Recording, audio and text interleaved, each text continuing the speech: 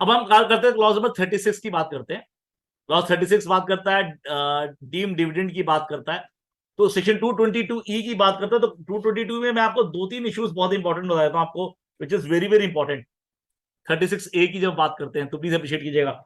36 ए के अंदर बेसिकली पहला वो जब डिविडेंड की बात करता है तो प्रॉब्लम कहां पे है अभी तक तो ये समझ में नहीं आ रहा कि it is not clear in the law itself कि सर लेट अस से नवनीत भैया की दो कंपनी है और दोनों में 20% मान लीजिए ऊपर है उसकी शेयर होल्डिंग है नवनीत भैया की।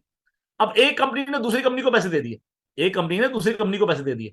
अब प्रॉब्लम यह आएगा जब एक कंपनी दूसरी कंपनी को पैसे दे दिए तो ऐसे केस में वो डिविडेंड डिविडेंड किसके हाथ में बनना चाहिए, उस कंपनी के हाथ में जो रेसिपिएंट है या फिर नवनीत भैया के हाथ में। तो प्रॉब्लम है और फिर बात है डिविडेंड किस पे लग रहा है सर, जो शेयर होल्डर पे। तो बेनिफिशियल शेयर होल्डर तो भैया नवनीत भैया है, प्लीज अप्रिशिएट कीजिएगा, रजिस्टर्ड होल्डर नवनीत भैया है। तो it is always as per the law it has to be in the hands of Navneet भैया। अब प्रॉब्लम कहां पे है, जब आप बैलेंस शीट तो बना रहे हो, ऑडिट कैसा कर रहे हो, ए कंपनी का या बी कंपनी का, अप्रिशिएट कीजिएगा। नवनीत भैया का तो ऑडिट हुई नहीं ना। एक केस ये ले लेते हैं, तो कैसे पता लगेगा ये इनकम टैक्सेबल है या नहीं, कहां पे रिपोर्ट करनी है। दूसरा case, let us say you are doing audit of Navneet भैया, कैसे पता लगेगा ए कंपनी ने बी कंपनी को कुछ पैसे दिए हैं, मैं क्लियर हूं आपको। कैसे पता लगेगा, मैं नवनीत भैया शेयर होल्डर है ए कंपनी और बी कंपनी में, ए ने बी को दे दिया, मान लो डिविडेंड बनता भी है, पहली बात डिविडेंड बनता भी है नवनीत भैया के, तो नवनीत भैया की बैलेंस शीट चेक करते ऑडिटर कैसे कमेंट अपॉन करेगा, मैं क्लियर हूं आपको।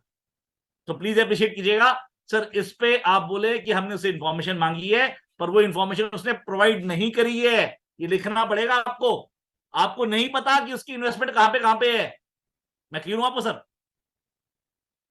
पॉसिबिलिटी हो सकता है कि वो ऑडिट दूसरी कंपनी को किसी और से कराता हो, तो और क्या इसमें पता हमें शेयर होल्डिंग में जो वैल्यू आ रही है 10,000 15,000 आ रही है, उसने 1-1 रुपए में शेयर परचेज किए हुए हैं, पर परसेंटेज ऑफ वोटिंग पावर ज्यादा है, मैं क्लियर हूं आपको।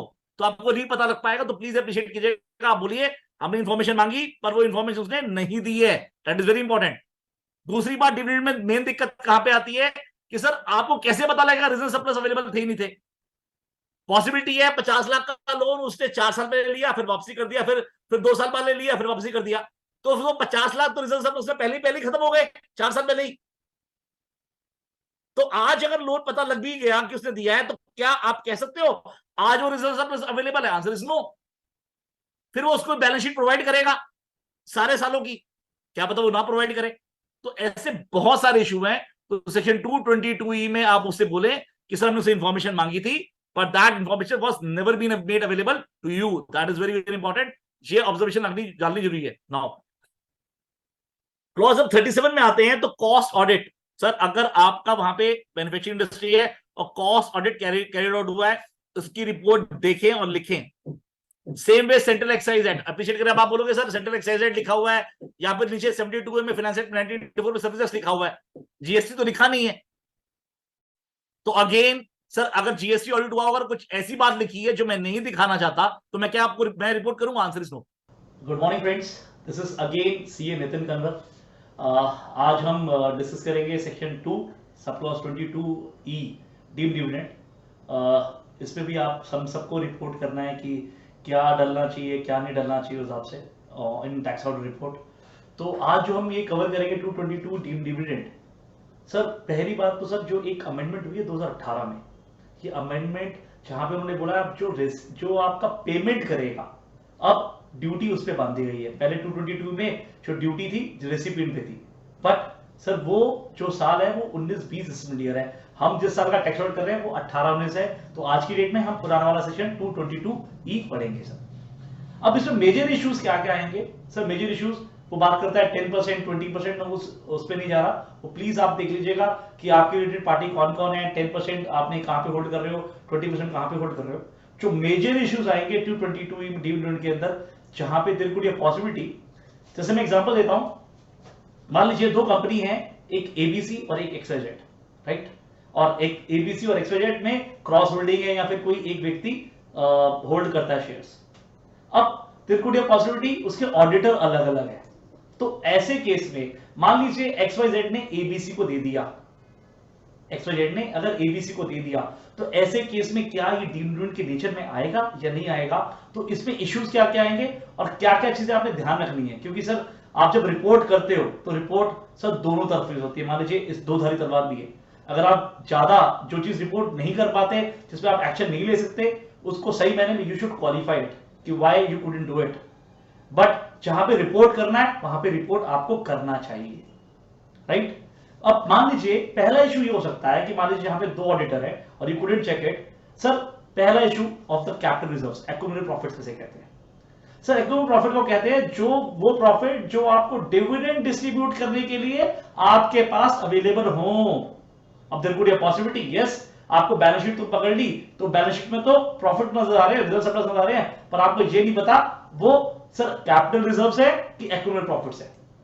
सर आपको कैपिटल रिजर्व के केस के अंदर सर वो रिजर्व सरप्लस नहीं है जो अवेलेबल हो फॉर डिस्ट्रीब्यूशन डिविडेंड, तो ऐसे केस में sir you should take MRL, management representation letter. मैंने ऑलरेडी आपको कॉपी मेल कर चुका हूं एमआरएल की, वो कॉपी को में अगर ये पॉइंट नहीं है तो प्लीज डालें कि भाई साहब ये जो ऐसे केस में जो बैलेंस शीट है क्या वो कैपिटल रिजर्व था, या फिर वो अगर वो बोल रहा है मेरे कैपिटल रिजर्व थे तो रिपोर्ट करें, उससे कुछ ऑथेंटिक डॉक्यूमेंटेशन मिले, राइट। उससे प्रूफ लेने के बाद आप चीज को क्वालिफाई भी करें, रिपोर्ट में डाले कि जैसे उसने मेरे को बताया है उस बैलेंस शीट का मैं ऑडिट उसकी कंपनी का दूसरी कंपनी का बैलेंस शीट ऑडिट नहीं कर रहा हूं और पेमेंट वहां से मेरे पास आई है, वो कैपिटल रिजर्व्स बता रहा है, तो ये चीज आपने क्वालिफाई करनी है।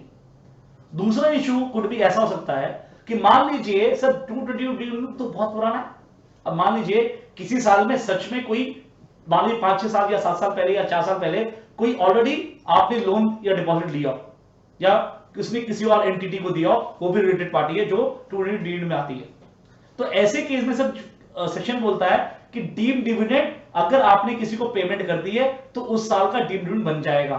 सर उसका टैक्सेशन हुआ है या नहीं हुआ वो मैटर नहीं करता, मैटर करता है क्या वो डिविडेंड के नेचर में था या नहीं था। इसका मतलब जब वो डिविडेंड के नेचर में था तो वो रिजर्व सरप्लस नोशनली आप लेस करोगे।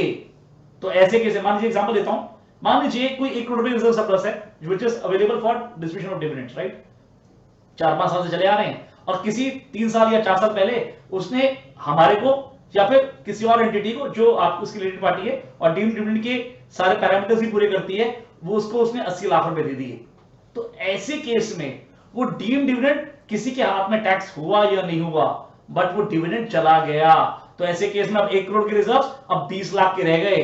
तो ऐसे केस में अगर आज की डेट में पिछले साल में मेरे को 50 लाख मिले हैं तो डीम्ड डिविडेंड कितना है, सिर्फ 20 लाख, सर 50 लाख नहीं है क्योंकि 80 लाख तो पहले ही नोशनली लेस हो जाना चाहिए। I am clear subject?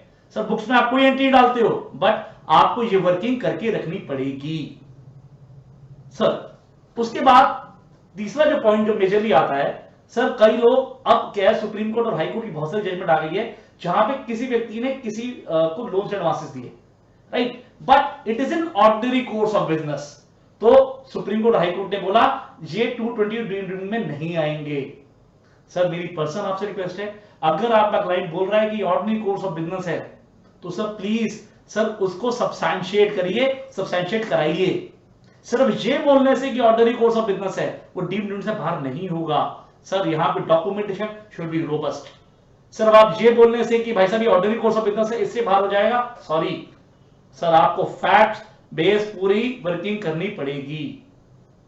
Fourth, अब सर प्रॉब्लम कहां पे आती है सर, टैक्सेशन किसके हाथ में होगा। जैसे मैंने एक क्वेश्चन आपको एग्जांपल दिया था, एबीसी प्राइवेट कंपनी और एक एक्सवाईजेड प्राइवेट कंपनी, और से मान लीजिए एबीसी मेरी होल्डिंग है और एक्सवाईजेड में मेरी होल्डिंग है, क्रॉस होल्डिंग कोई नहीं, तो ऐसे केस में मान लीजिए एक्सवाईजेड ने एबीसी को पैसे दिए, तो ऐसे केस में सर टैक्सेशन किसका होना है।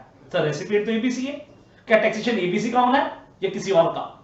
सर वहां पे वर्ड लिखा हुआ बेनिफिशियल ओनर, तो ऐसे केस में sir various high court has held कि भैया ऐसे केस में रेसिपिएंट पे टैक्सेशन हो ही नहीं सकता, क्योंकि सर डिविडेंड किसका होता है, किसके हाथ में टैक्सेशन होता है, only on share holders. ABC तो कभी शेयर होल्डर है ही नहीं, but now national travel service एक एनटीएस के केस है which has already been traveled to, now the Supreme Court has referred to the division bench, तो उस केस पे इन्होंने क्वेश्चन ऑफ लॉ बना के और डाल दिया, बट टिल द टाइम वो चीज अगर दूसरी तरीके से डिसाइड नहीं होती है, सर आज की डेट में टैक्सेशन होना चाहिए सिर्फ सर बेनिफिशियल ओनर का। जो रेसिपिएंट है अगर उससे शेयर होल्डिंग उसके पास नहीं है तो ऐसे केस में उसके हाथ में टैक्सेशन नहीं हो पाएगा. But when you say like this, so please report it in 3CA point number 3 and 3CB point number 5, क्योंकि डिस्क्लोजर इज मोर इंपॉर्टेंट. मैं आपको फिर बोल रहा हूं सर, मेरी रिपोर्ट क्या है 3CA और 3CB.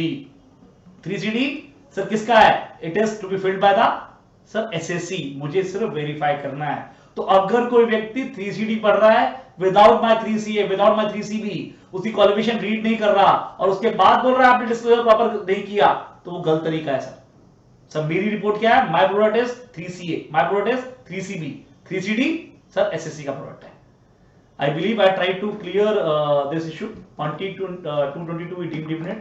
आपको कोई भी इशू हो, कोई आपको लगे कोई पॉइंट मुझे छूट गया या इसमें कोई पॉइंट मुझे और कवर करना, please you can WhatsApp to me और मुझे SMS कर सकते हैं at 9810387163.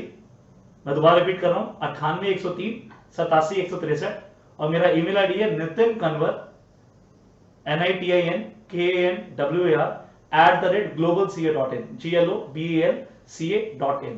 सर कुछ भी कोई चीज हो आपको लगे मुझसे कुछ छूट रही हो तो प्लीज मुझे बताएं. Thanks a lot. Thank you.